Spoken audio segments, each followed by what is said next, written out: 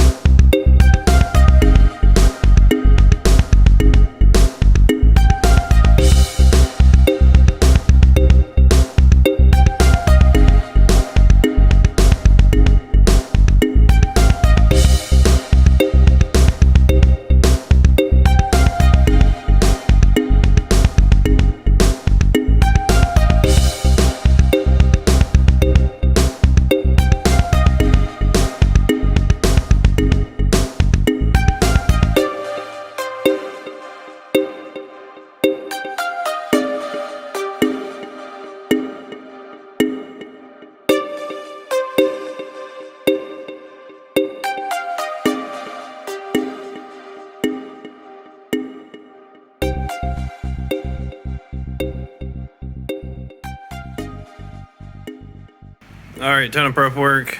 Got all the doors, or both doors prepped. Pulling all the guts on this one. This is the bag glass, that's why I left it in there. There's the hood and the cab. Everything taken down, got it all taped up, masked up, and getting ready to put some epoxy primer on this cab and the doors and the hood and call it a night.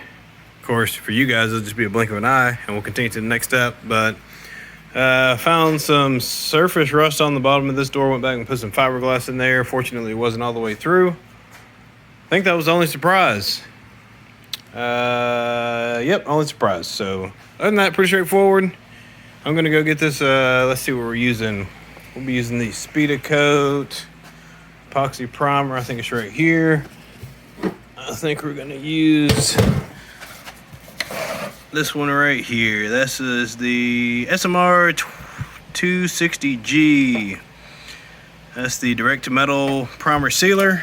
So obviously I got some bare metal, quite a bit of bare metal. So we're using epoxy.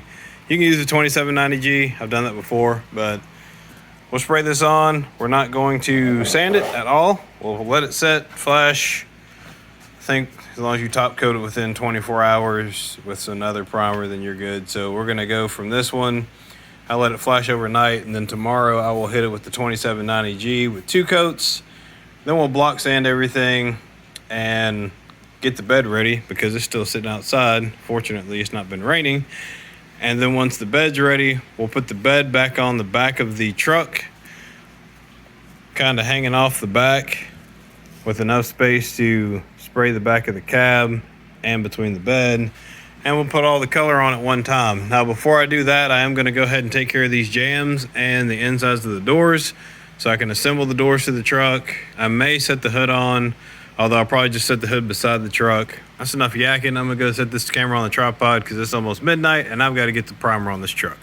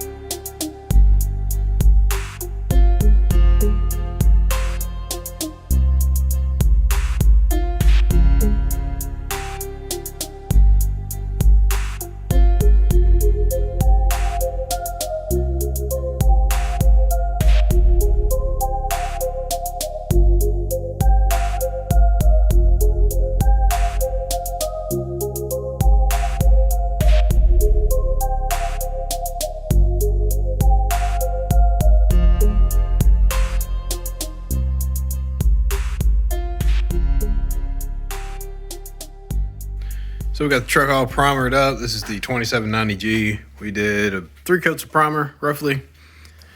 Had some issues with my spray gun, which was my own negligence, where I didn't clean the cup out well, and it actually left a bit of a mess. So yeah, make sure you clean your gun out.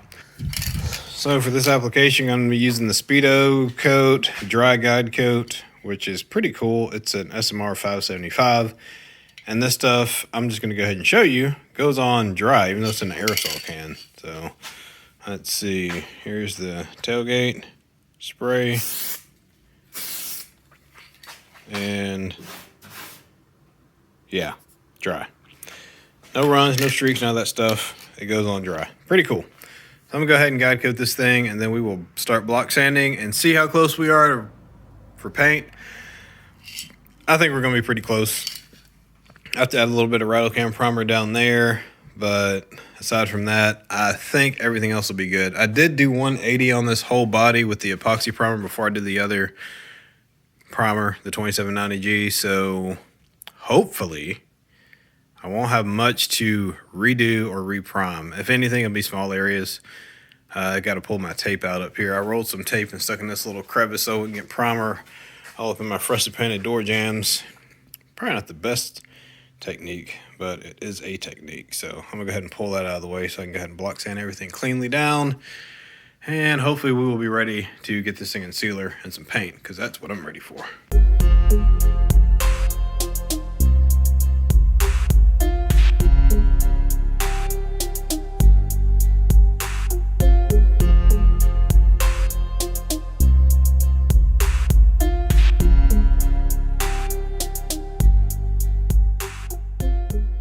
All right, quick chat on sanding blocks. These are pretty much the essentials that I use when I'm sanding a truck, mainly because the truck has several features that maybe a car doesn't have, like the grooves and the bed. So I've got different size blocks here, different brands. All of these are Durablock, with the exception of this one, which is just a generic Durablock, a local American company. I do like these. Let's see, this is 3/4 of the size of a standard block, which is great because it allows you to get into more places, and also lets you roll your edge of your paper out.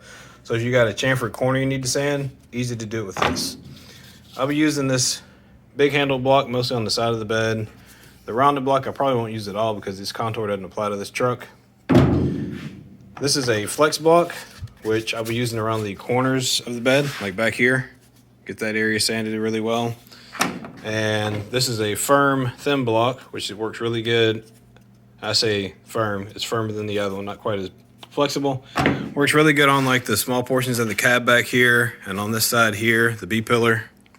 You can use it on the A pillar too. They use a smooth block or a soft block up here on the A pillar, but that small block works really good on the B pillar, back around the back section of the cab. And let's see, the paint stick. The paint stick is, I know all you OGs used to sand entire vehicles with this thing, and I'm just gonna go ahead and say, you guys rock, because this is crazy to think about sanding something like a Pontiac Bonneville with a paint stick. But anyway, I'll take the sandpaper, stick it to the paint stick, and we'll use it for this section right here in that reveal of the body. And as you can see, that paint stick fits in there really well. Easy to sand that out all the way down through there. So that's the reason for the paint stick. Fits in there just right. And last but not least, I got this big kid block, which the knobs are missing on because they fell off when it fell off on the floor a year or so ago. They sent me a replacement, so I have a brand new one of these. This is a 24-inch block, I think. Maybe longer. Let me find a tape measure. 24 inches. So yep, that's a 24-inch block. That's your 11-inch block, and then the 24-inch block. So pretty big difference there. I have one in between this size that's from this company that's about a 20-inch block. And the cool thing about these, which I'll see if I can link in the description, these are easy to cut, so you can cut them down to make whatever size block you need, which is also really cool because I do have some custom blocks I've made. But the big kid block, great for these large, massive surfaces like the side of this truck bed. As you can see, it's like, you know, yeah. And on the door and on the fender. Now, I probably won't use it a lot on this truck because it's got a short bed. And, you know, you got a 2-foot block on a 6.5 foot bed. So you'll hit the upper section with that block, but that's really about it. And then everything else will be a smaller block. Really handy on the tailgate though. And also really handy on the hood. Put your big sections there, and most definitely on the roof. So the reason I do have those big jumbo blocks is basically larger cars with larger surface areas, like the Camaro's hood and the Camaro's roof, and a big car like a Bonneville, Chevelle's. That's what I use the really big blocks for. But if you're getting started, you're like, what blocks do I need to sand my truck?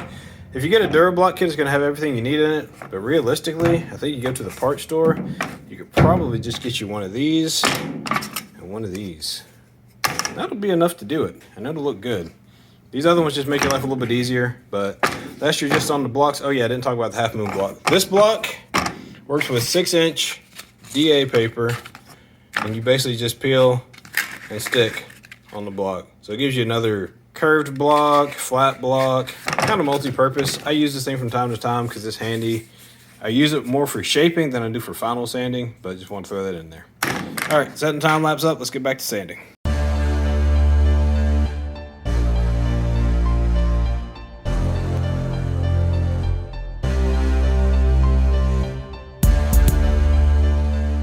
All right, so got all the body work done. Finally, final primer's done. We're gonna roll it outside and blow it off, and then hose it off, wash it up real good, wash out the bed of the truck, and then we'll bring it back in, we'll mask everything off, and we will lay our sealer and our primer, our sealer, our base, and our clear, and then she'll be ready for reassembly. So everything should go well. Do things a little bit different this time. I'm going to use the Mark 1 MV1 for base and clear this time. And this is a 1.4 HTR high transfer rate spray gun. I decided to do it this time just because I usually shoot the base with something else, but I saw Marco shooting base with that, and I said, you know what? That's the shop truck. Let's give it a shot.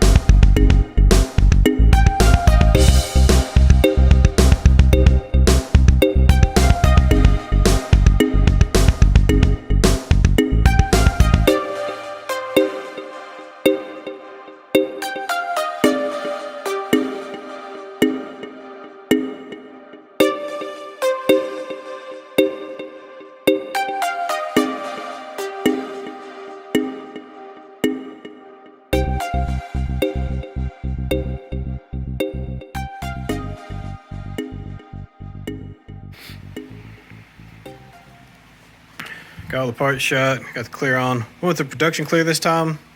Good product. Decided not to go high solids because this is a shop truck and not a show truck. Really didn't have any trash in the paint too bad. There's some dust, but I'll tell you where the dust came from. This fan back here, I think it's about time to replace it because the thermo overload on the fan shut off. So I brought the fan inside and shut the door real quick because 10 seconds after the fan shut off, a moth flew inside, so I had to get the door shut. Of course, I had my clear in my hand, so I'd go put it down, run up here, shut the door, and I did not unplug the fan. I thought I turned it off, but I apparently did not, because when I was back on the other side of the garage, it kicked on, and all the dust that was in the drum and kind of along this side over here blew back up in the air. It landed on the bed back here some, but I can sand that out because the bed was pretty much dry, I believe. So, not too terrible. But anyway, yeah, she does look... Man, I gotta say something. So this is the production clear. I did not go some R42. It's not bad.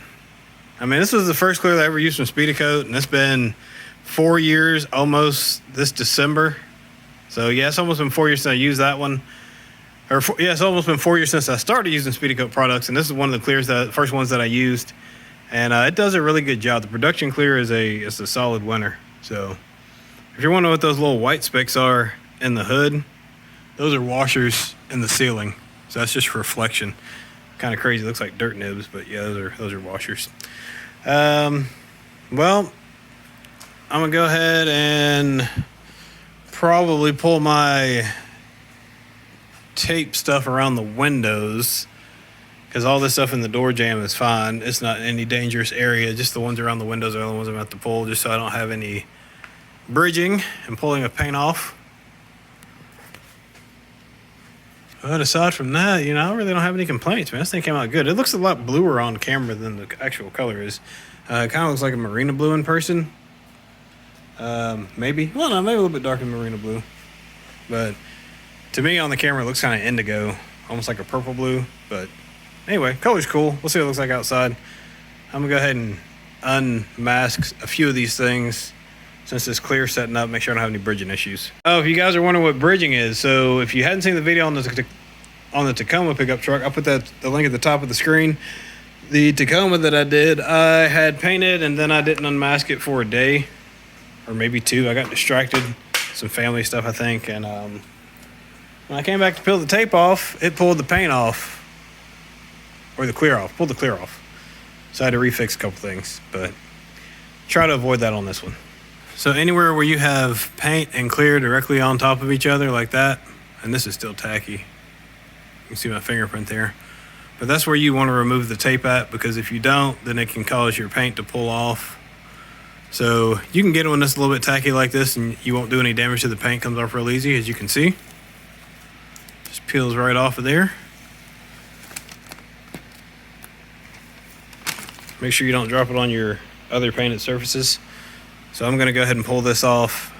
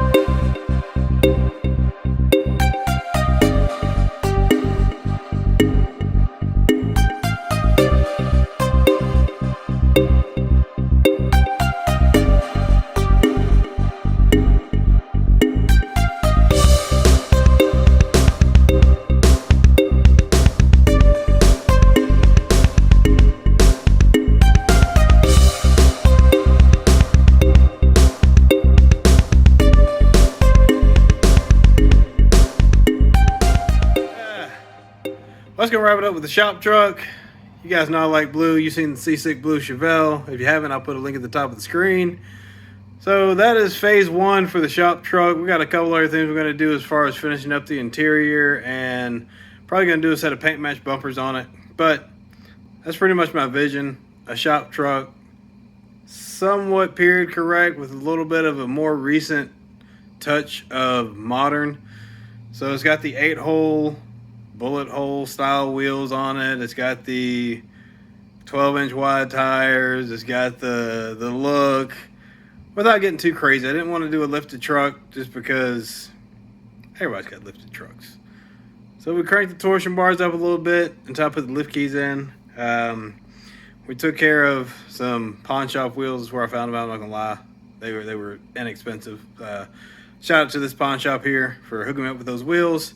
Shout out to my buddy Lee for hooking me up with the tires, because I got a wheel and tire combo for under $500, and I mean, you can't beat that. Now granted, I did mount the tires myself. What else? So the parts for the truck, shout out to Car Parts Wholesale. You guys took care of me again. I've been dealing with these guys for over a decade. Great company to work with. They did not sponsor this video, but they always take care of everything I need. They took care of the grill, let's see, the headlights, turn signal lights, the tailgate for the truck, and I think that's it, other than, of course, Smartec LLC, aka The Block. So one thing I know you guys are going to ask is, 3 wheels, man, what color is that? And you guys know what happens.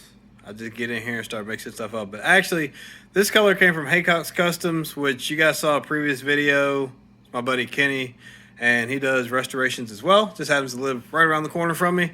So those are a bunch of leftover colors that he had. And hang on one second, I'll show you guys something else. So he had a bunch of leftover colors. I had mixed up this color right here for the truck, this one. And Mr. 3 Wheels said, no, that's going on the Camaro. So you guys have seen the 81 or 80 model Camaro. That's what this color is going on. So you'll see this again in the future.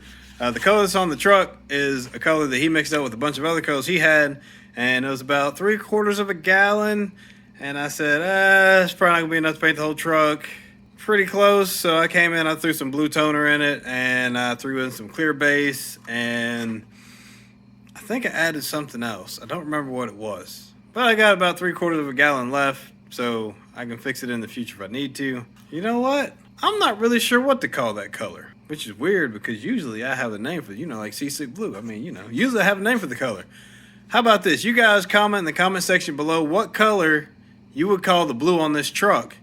And the person that has the most likes on the color will not only win some 3 wheels in a block swag, but we'll name it that color. Thank you guys for watching this video.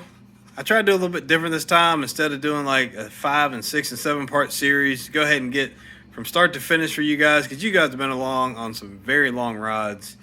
And I just didn't break it down, like I had before in the past. I've shot OBS trucks before. You guys have seen the White Lightning Silverado. And I said, you know what? Let's just get this one in and out and show you guys the finished product. So I hope you enjoyed the format. Hope you enjoyed the video.